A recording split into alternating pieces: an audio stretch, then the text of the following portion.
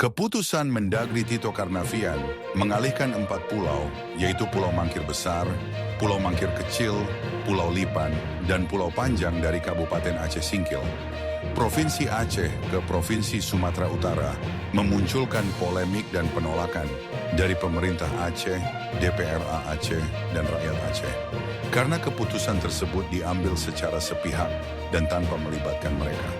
Terlebih keputusan pengalihan 4 pulau tersebut terkesan mengabaikan kekhususan Aceh dari provinsi-provinsi lainnya. Kekhususan Provinsi Aceh tersebut terlihat dari Aceh memiliki undang-undang pemerintahan Aceh dan MoU Helsinki yang menjadikan Aceh tidak bisa diperlakukan sama dengan provinsi-provinsi lainnya. Aceh bukan provinsi biasa. Lewat MoU Helsinki dan Undang-Undang Pemerintahan Aceh menjadikan Aceh memiliki otonomi khusus. Aceh memiliki status politik tersendiri. Setiap keputusan strategis dari pemerintah pusat yang menyentuh wilayah Aceh harus mengacu pada dua hal ini. Namun keputusan pengalihan ini diambil tanpa konsultasi, tanpa komunikasi, dan tanpa kompromi. Sejumlah tanggapan yang muncul terkait dengan respons dan penolakan terhadap keputusan Mendagri Tito Karnavian mengalihkan 4 pulau dari Provinsi Aceh ke Provinsi Sumatera Utara. Antara lain, pertama, pengalihan tersebut bukan sekedar bentuk perubahan peta dan garis batas kedua provinsi, tetapi karena ada kepentingan terselubung terkait dengan adanya cadangan migas di dalamnya. Kedua, sebagai bentuk perampasan pulau yang dilakukan dan dilegalisasi pemerintah pusat yang disinyalir akan dimanfaatkan untuk menguras cadangan migas yang besar di kawasan tersebut. Ketiga, merupakan keputusan yang tidak menghormati MoU Helsinki dan menodai perjanjian Aceh dengan pemerintah pusat sebagai upaya untuk mengakhiri konflik dan terjaganya Aceh sebagai bagian dari NKRI. Keempat, membuka kembali luka lama tentang adanya perlakuan yang tidak adil pemerintah pusat terhadap Aceh, padahal Aceh memiliki kekhususan sebagai pertanda bahwa Provinsi Aceh berbeda dengan provinsi-provinsi lainnya.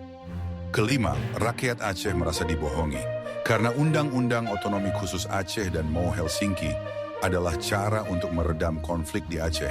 Tetapi setelah Aceh tenang kembali, ada upaya untuk mengambil hak yang dimiliki rakyat Aceh. Yang lebih mengkhawatirkan, sejumlah mantan kombatan GAM bahkan menyebut keputusan ini sebagai bentuk pengkhianatan terhadap perjanjian damai Helsinki.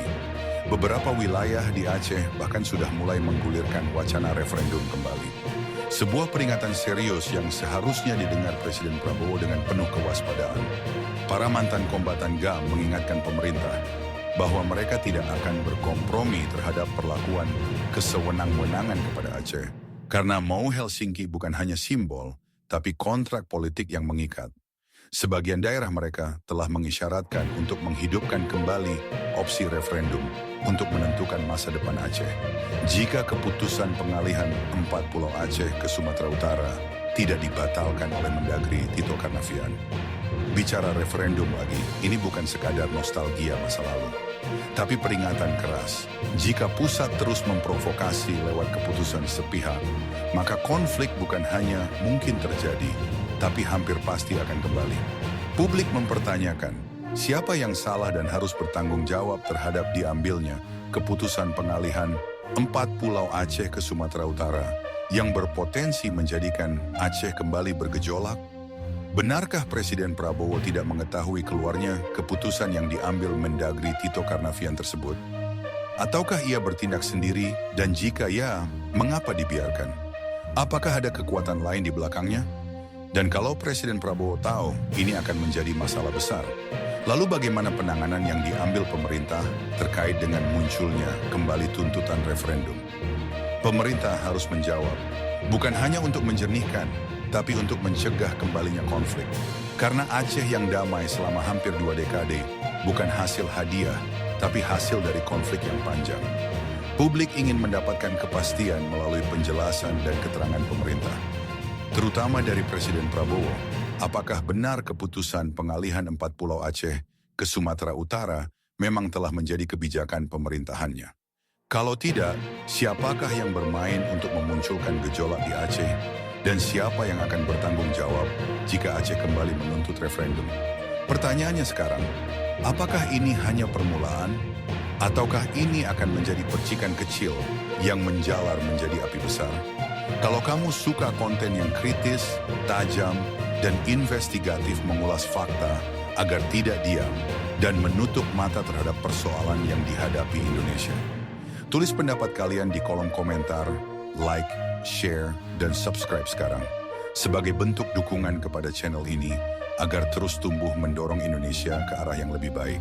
Terima kasih telah menyimak. Sampai jumpa di video berikutnya.